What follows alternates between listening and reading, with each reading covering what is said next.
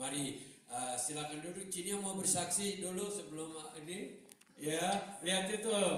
Sakit sudah hampir mati waktu itu. Kita sudah pergi rumah sakit, sudah siap untuk ya mulai ini. Tapi dokter aja sudah angkat tangan. Tetapi ini sudah datang gaya adiknya Cini yang namanya.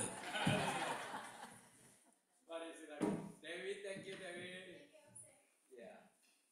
Ya, puji syukur kepada Tuhan karena Tuhan mencintai kita semua. Kehidupan itu Tuhan yang memegang. Nggak usah takut, nggak usah khawatir. Saya kehabisan darah. Dokternya datang sama anak buahnya, dia bilang gini, ini nanti sebentar lagi sudah nggak ada. Loh, kalau orang yang nggak beriman kan bisa takut, semaput apa mati.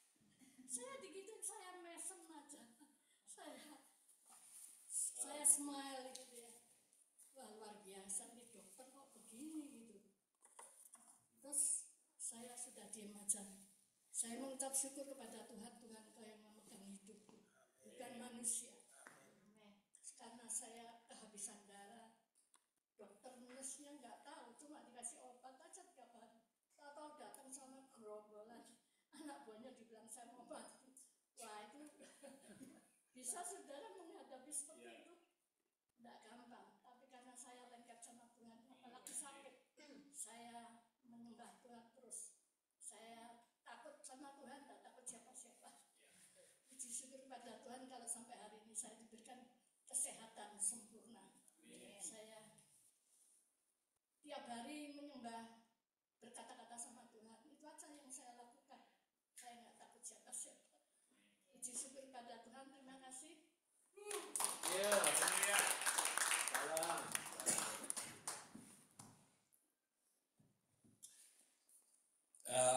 2 minggu yang lalu saya mulai berkhotbah tentang bagaimana kita bisa menjadi murid yang berkenan kepada Tuhan. Ya, seperti saya katakan, kita sudah diselamatkan, tapi apakah bagian yang kita harus lakukan?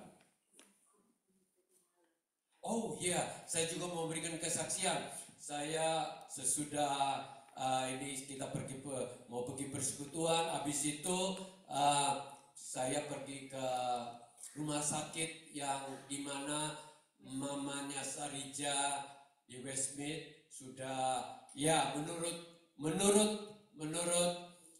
keluarga dokter, menurut dokter juga, ini dokter lagi katanya tunggu hari saja karena dia punya kidney sudah last part, katanya hanya tinggal 6% katanya gitu. Jadi sudah tidak bisa banyak ini, sudah tidak bisa cuci darah, tidak bisa kasih yang apa-apa gitu lagi, tunggu aja.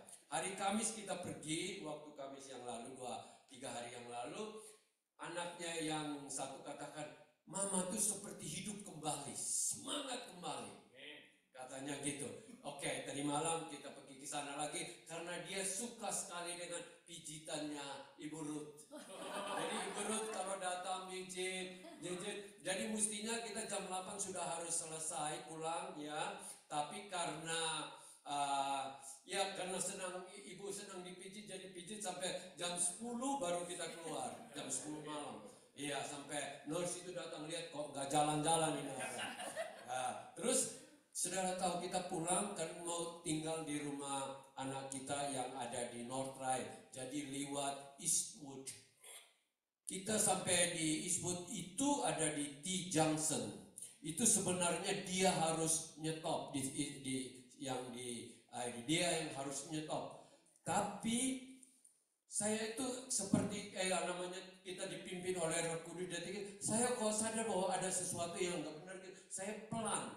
Waktu pelan itu di depan kita dia dengan kecepatan tinggi untuk saya berhenti. Kalau enggak, saya sama Ibu Ruth kemungkinan bisa celaka besar atau mungkin disebut almarhum juga, kita nggak tahu. Jadi saya hanya ingin kasih tahu hal-hal ini bisa terjadi di dalam hidup kita. Bisa terjadi. Tapi puji Tuhan, kita hanya bilang bersyukur. Tuhan masih punya rencana yang baik di dalam hidup. Amin. Oleh karena itu hari ini saya hanya mau bagikan terus supaya kita di sini bukan pribadi yang datang ke gereja saja itu baik, tetapi kita harus menjadi murid Kristus yang sejati. Saudara pernah ingat Tuhan Yesus katakan, pergilah jadikan semua bangsa muridku, bukan jadi datang ke gereja.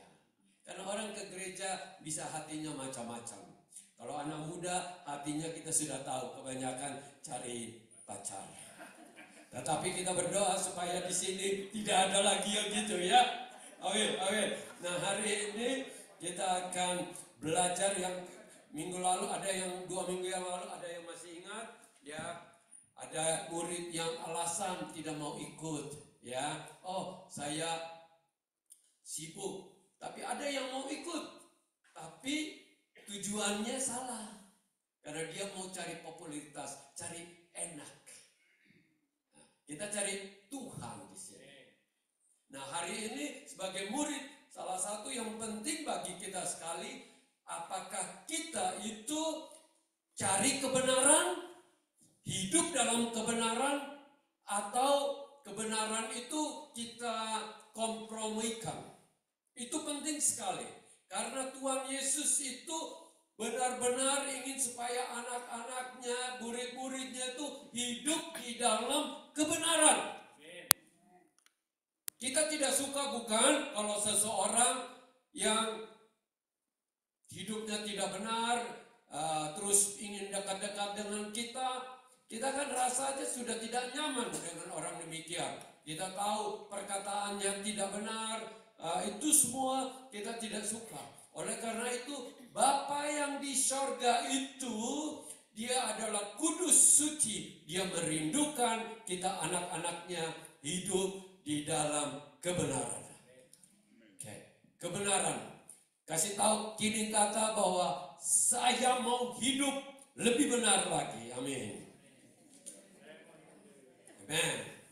Nah, ingat loh, Yohanes 4 ayat 24 kita ingat.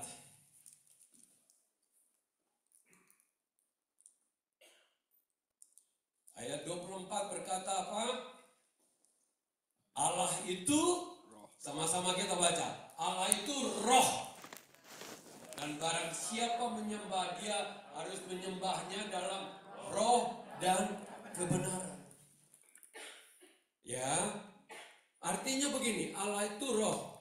Ini percakapan Tuhan Yesus ini kepada wanita yang punya pengertian bahwa kalau mau menyembah Tuhan itu harus datang di Gunung Gerizim. Ini perempuan dari Samaria dan dia katakan kamu nyembahnya di Gunung Moria di kota Yerusalem, tetapi kami menyembahnya di Gunung Gerizim. Tuhan Yesus katakan itu semua itu dulu, tapi sekarang sudah waktunya.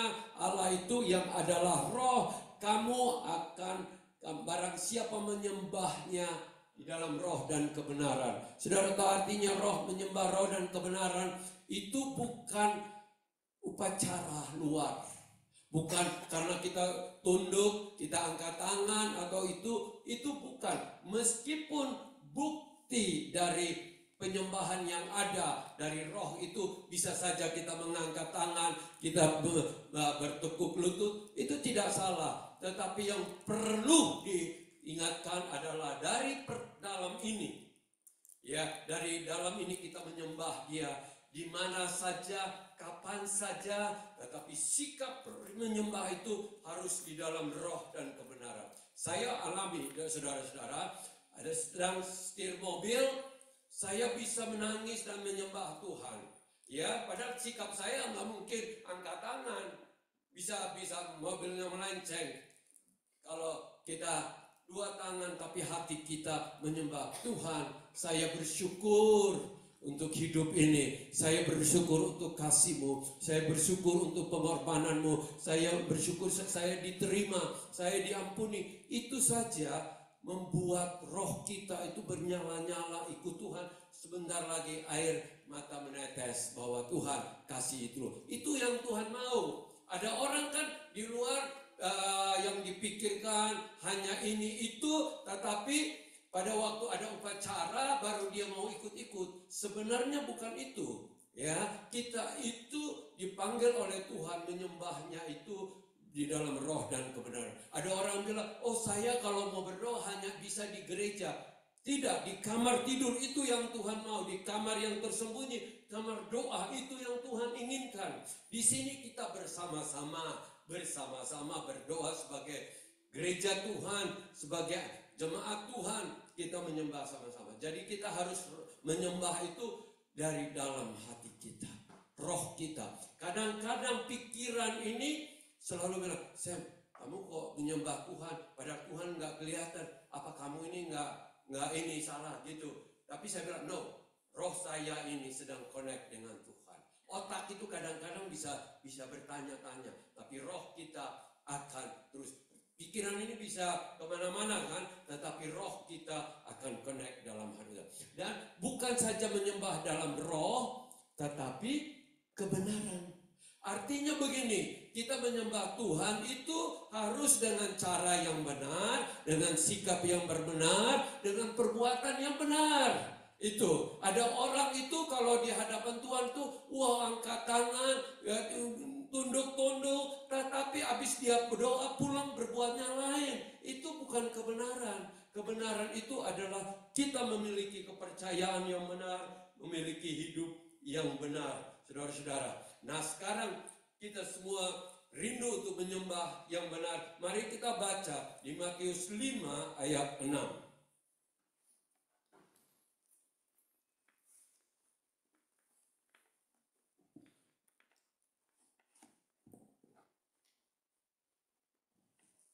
Matius 5 ayat 6 katakan apa? 1, 2, 3 sama-sama kita baca. Berbahagialah orang yang lapar dan haus akan kebenaran, karena mereka akan dipuaskan. Ini khotbah Tuhan Yesus di bukit. Kita pernah ke bukit itu dan orang banyak datang, ya, dan dia bilang begini, berbahagia, artinya bahasa lainnya diberkatilah. Atau bless adau, artinya diberkatilah engkau orang yang lapar. Berarti pilihan. Ini artinya pilihan. Kita bisa saja orang tidak ada lapar dan haus akan kebenaran. Lapar enggak kita hari ini di dalam hati kita akan kebenaran. Penting loh. Lapar itu, kalau kita lapar pasti kita akan cari makanan. Kalau haus pasti kita akan cari minum. Kalau kita lapar dan haus akan kebenaran, kita akan mencarinya. Saya ini bolak-balik berkhotbah, ya saya bilang banyak orang itu bukan mencari kebenaran. Kebanyakan mereka hanya mencari kenyamanan. Dengar itu. Ada salah seorang gereja, anggota gereja di Kingsford, dia katakan begini, ya, banyak orang ini datang ke gereja bukan cari kebenaran, tapi hanya cari mau masuk surga saja, mau masuk surganya saja. Saya renungkan, mungkin dia nggak mau masuk surga nih orang. Bukan, sesudah saya selidiki dia tahu. Mungkin juga pernah terjadi dengan hidupnya. Hanya cari ini berkat Tuhan. Cari sorga. Tetapi kebenarannya diabaikan. Oleh karena itu, kita sebagai anak-anak Tuhan, kita perlu mencari kebenaran. Kita mau hidup di dalam kebenaran, amin? Saudara-saudara, itu penting sekali. Dan benar saya katakan, dia katakan ini, memang saya akuin. Banyak orang khususnya yang masih rohaninya belum begitu mengerti doa, yang penting masuk surga. Benar, masuk surga itu sangat penting. Tapi bagaimana kita bisa masuk surga dengan baik kalau di dunia ini kita hidupnya tidak benar atau hidup tidak mencari kebenaran. Itu penting sekali. Memang Tuhan katakan, carilah dahulu kerajaan Allah dan kebenarannya. Ya. Jadi kita harus utamakan cari kebenaran dalam hidup ini. Sehingga kita punya kepercayaannya itu bukan asal omongan aja. Oh, nanti kamu masuk surga. Tapi benar-benar kita hidup dalam kebenaran, mencari kebenaran dan mengerti akan kebenaran itu di dalam hidup kita. Penting sekali. Saya hanya katakan, kalau kita yang mencari, ada sesuatu yang, ada orang dikatakan begini. Ya, Alkitab itu tidak benar. Kenapa? Itu Kain itu kawin sama siapa? Kau punya ini, benar gak? Dia hanya mau menyerang Alkitab dari segi yang dia mau itu tercatat di dalam begini. Dia tidak mengerti bahwa tidak semua apa yang ada di muka bumi itu tercatat dalam Alkitab. Karena Alkitab katakan kalau semuanya tercatat maka tidak cukup. Oleh karena itu, dan benar di dalam dunia ini tidak ada satu buku pun yang menulis tentang semuanya.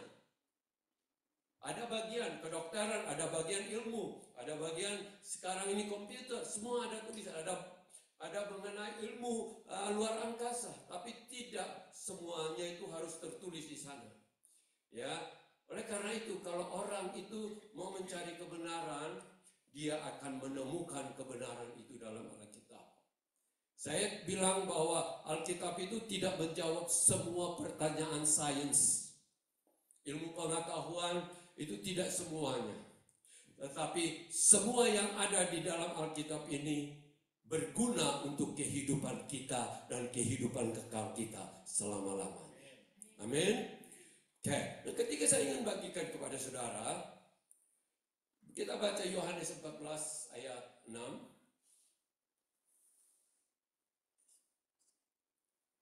Kata Yesus kepadanya, sama-sama kita baca. Kata Yesus kepadanya, akulah jalan dan kebenaran dan hidup.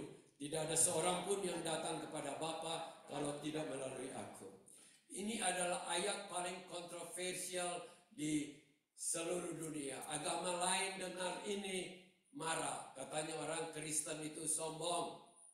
Ya, masa jalan ke sorga itu hanya melalui Tuhan Yesus. Ya, saya ingin katakan kalau Tuhan Yesus berkata demikian, ya, itu dia tahu jalannya. Dia Tuhan. Dia tahu mana yang benar, mana yang salah. Kita mau lawan, kita mau ikut, tidak, itu keputusan pilihan kita. Tetapi nanti tersesatnya kita sekarang atau di akhirat, nanti saja itu. Saya harap supaya kita pegang ayat ini, akulah jalan kebenaran dan hidup. Kebenaran dan hidup. Saudara tahu, saudara pernah selalu bilang orang selalu bilang begini, apa itu kebenaran? Apa itu kebenaran? Benar kan? Tapi saudara lihat jawaban di sini, siapa dia itu adalah kebenaran. Siapa dia kebenaran? Dan dia adalah pribadi manusia. Pernah datang, dia adalah Tuhan dan pernah menjadi manusia. Dan dia adalah kebenaran. Oleh karena itu, waktu Pilatus katakan, what is the truth? Yesus katakan bahwa di dalam akulah engkau ketemukan kebenaran itu. Saudara, dan ada katakan bilang begini, tidak ada seorang pun yang datang kepada Bapa kalau tidak melalui aku. Saudara tahu itu artinya apa? Artinya begini, manusia ini hanya bisa pulih dengan Bapa, bisa datang dalam doa hanya melalui apa yang telah dikerjakan oleh Tuhan Yesus di kayu salib itu. Karya penebusan itulah yang membuka pintu untuk kita bisa masuk menjadi murid Tuhan dan pengikutnya yang benar. Saudara-saudara, ini sangat penting sekali. Oleh karena itu, kita semua lapar haus akan kebenaran. Amin. Lapar akan firman Tuhan, lapar akan ini. Bukan itu saja yang di sini berikan, Yohanes 16 ayat 13. Tetapi apabila ia datang, ini berbicara mengenai Roh Kudus. Ingat, Roh Kudus itu kenapa dia disebut Roh Kudus? Karena dia kudus.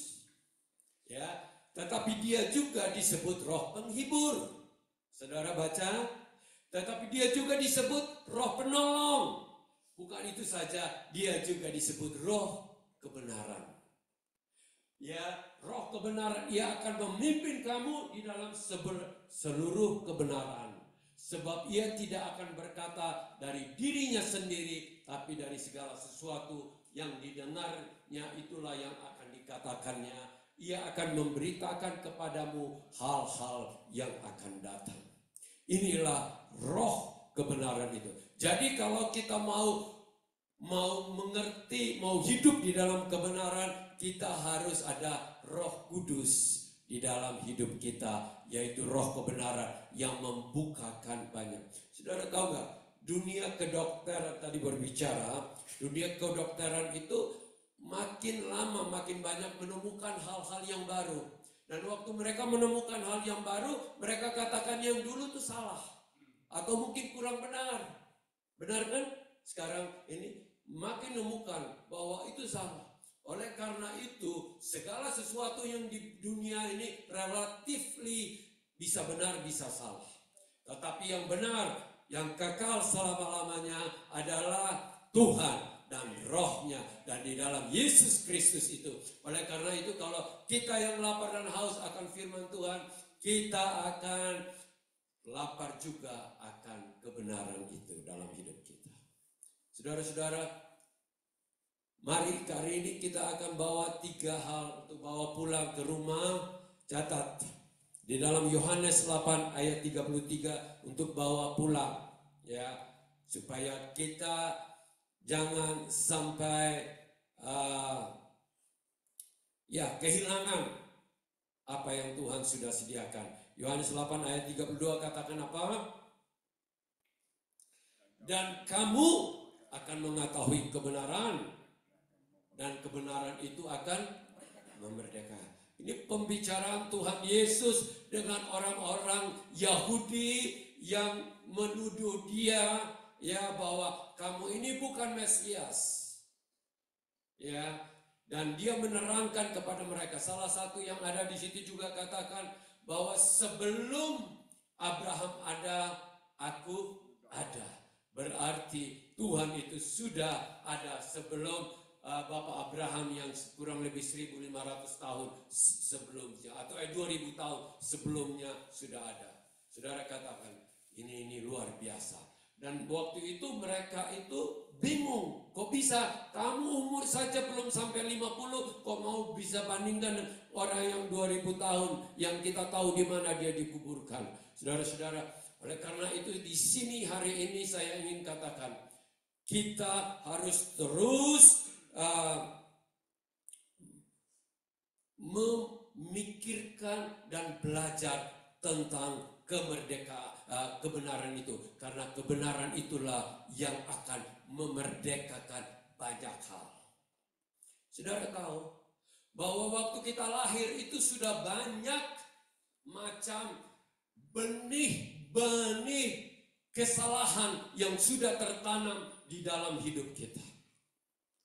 Katakanlah begini, waktu kita masih kecil, jangan diwak pohon itu, sebentar kuntilanak ada gantung di situ.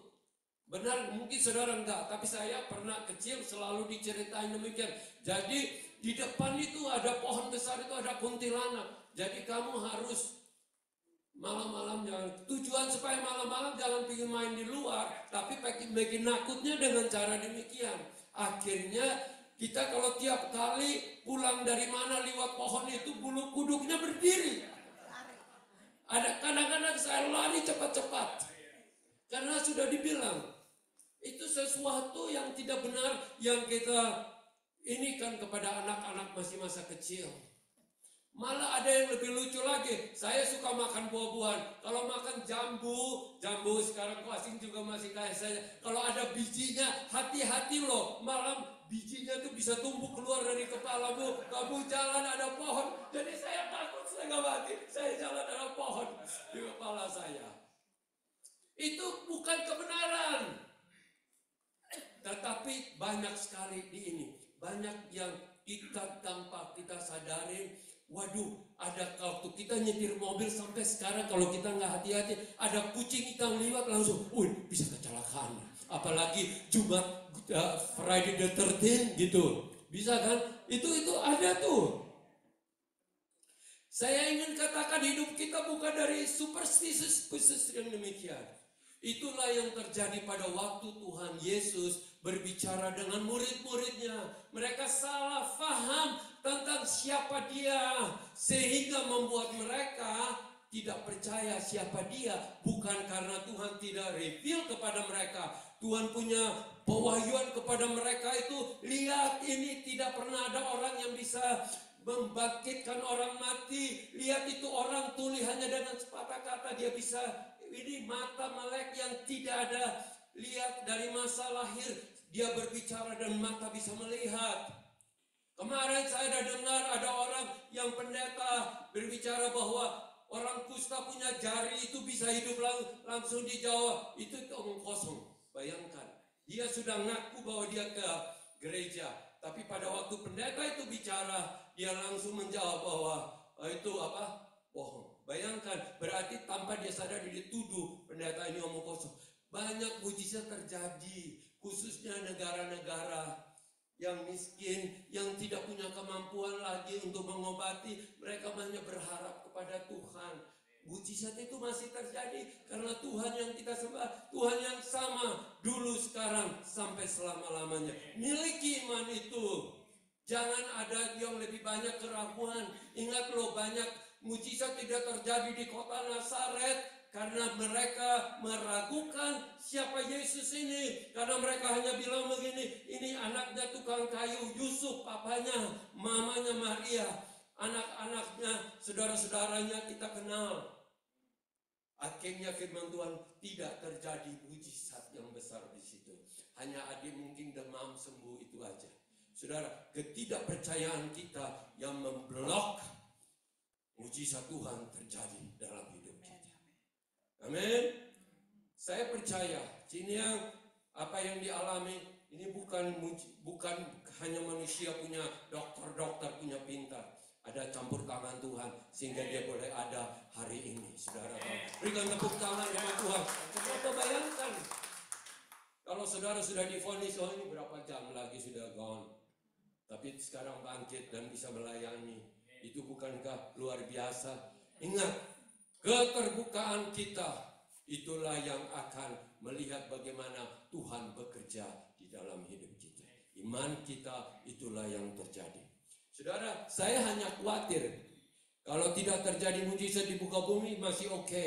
Saya hoping kita percaya bahwa Yesus Kristus itulah juru selamat kita. Karena kita tidak percaya, maka tidak ada pintu yang terbuka bagi kita. Serius dengan hal ini.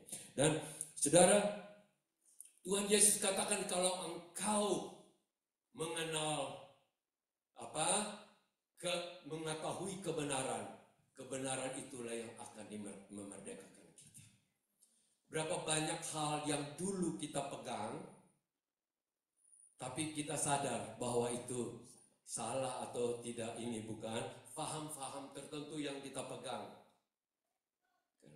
Oleh karena itu kita perlu makin mengetahui Tuhan dan kebenarannya, dan makin kita dimerdekakan dari ini. Ingat loh, barang yang kecil aja bisa mengikat kita. Saya hanya kasih contoh. Berapa banyak orang yang tidak berani berbisnis lagi di Australia karena pernah sekali gagal di Australia. Tapi berapa banyak orang yang sesudah jatuh, dia bangkit lagi, dia kerja lagi, dia berhasil dalam hidup ini. Ingat loh, kalau kita jatuh dan sudah bilang, saya tidak berani bisnis lagi di Australia. Australia ini jahat pajaknya. Australia ini orang pekerjaannya ini. Akhirnya yang kita lihat negatif melulu. Padahalnya buktinya di Australia ini masih banyak orang kaya, bukan? Berhasil, bukan? Jangan sampai hal-hal demikian mengikat kita.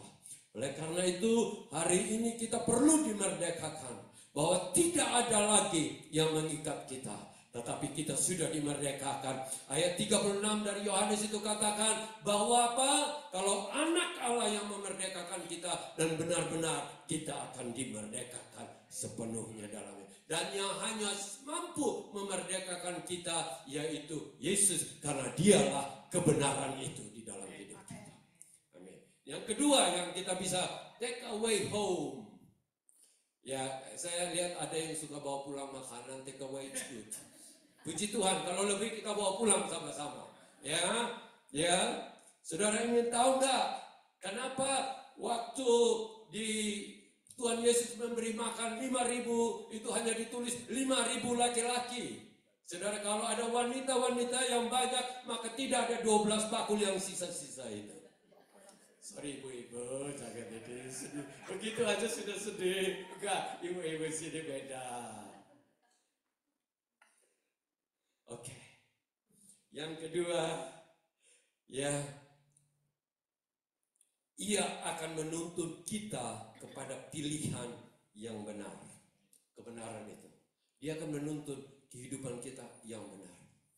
Saya ingin bagikan kesedihan yang terjadi di dalam hidup banyak anak-anak perempuan, anak Tuhan.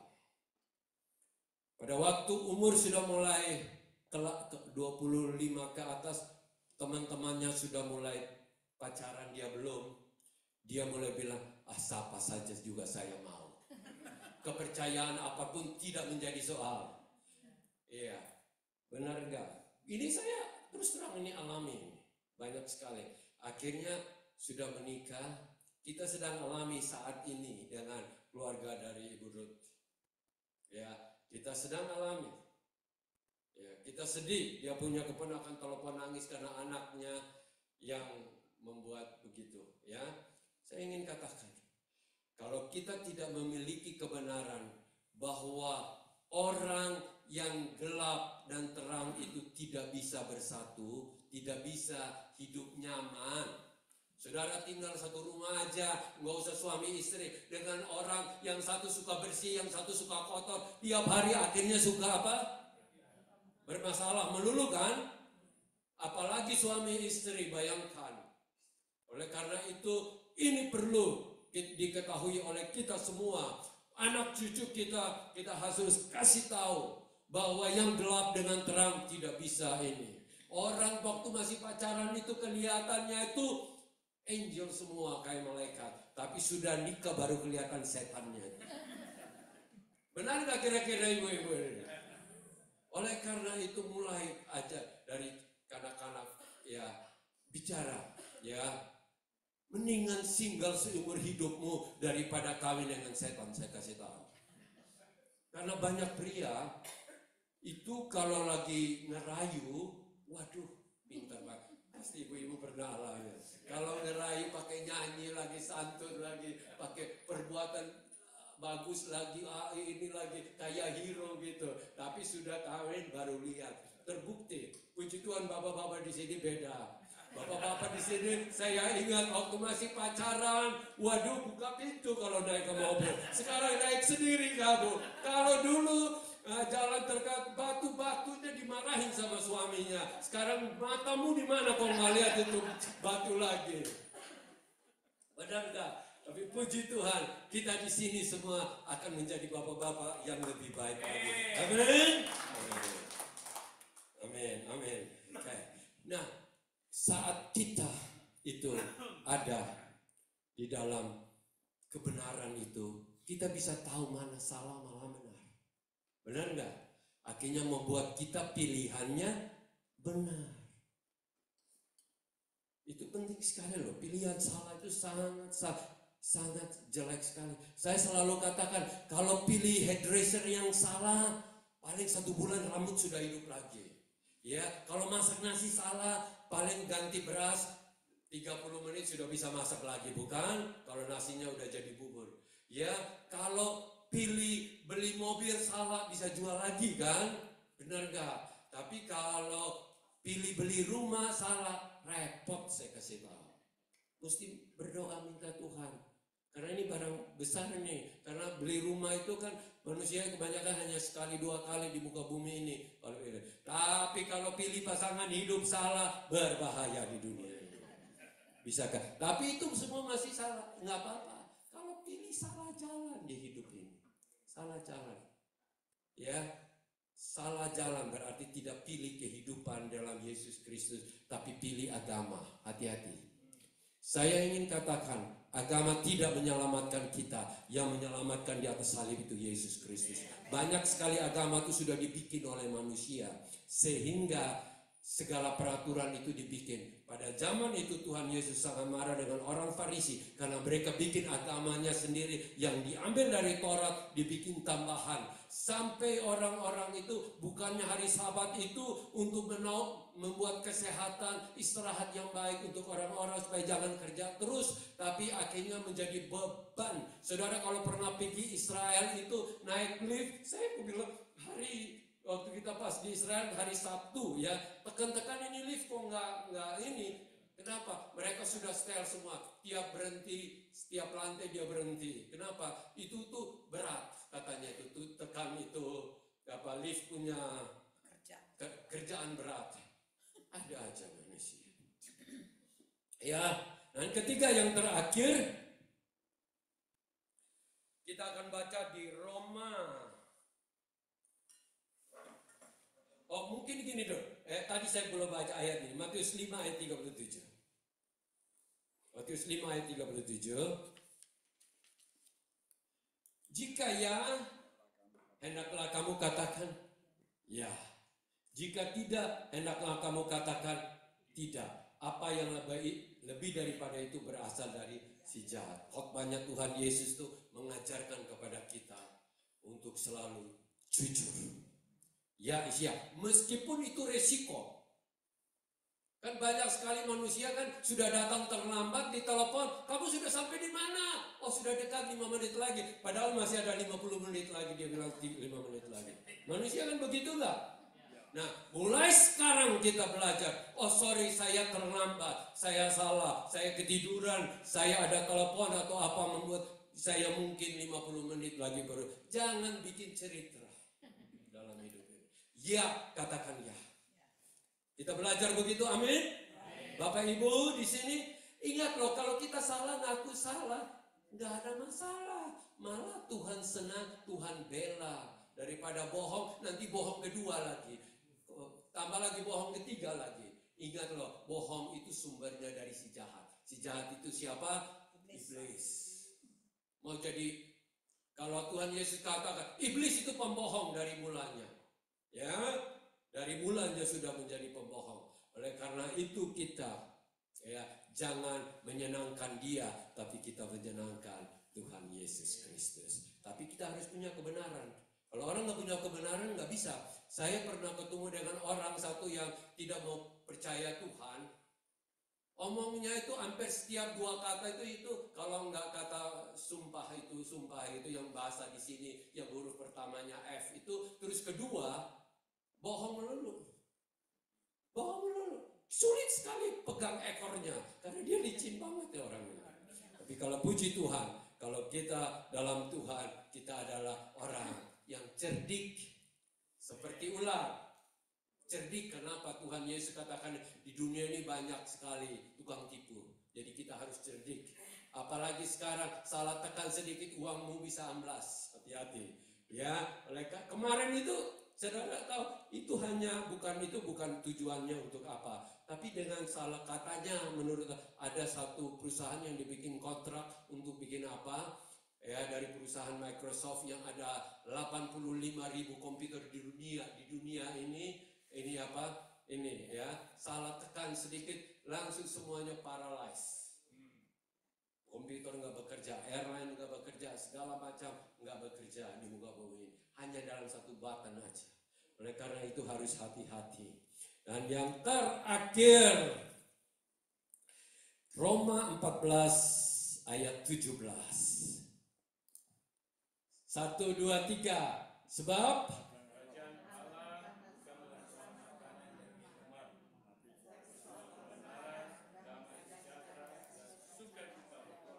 ya, Kita ini sebagai anak-anak kerajaan, ya anak-anak kerajaan kekal, bukan kerajaan Inggris, ya meskipun kita di sini ada di bawah Commonwealth dari King Charles, tapi kita di atas itu semua. Amin. Kita ini adalah anak-anak kerajaan, dan anak-anak kerajaan itu jangan terlalu banyak soal makan minum. Ya, yang dipikirkan makan minum. Nggak pikir berdoa, ada dulu dipikir makan minum. Ya, saya bukan bilang kita tidak butuh, tapi itu bukan utama. Yang utama adalah kebenaran. Amin. Damai sejahtera.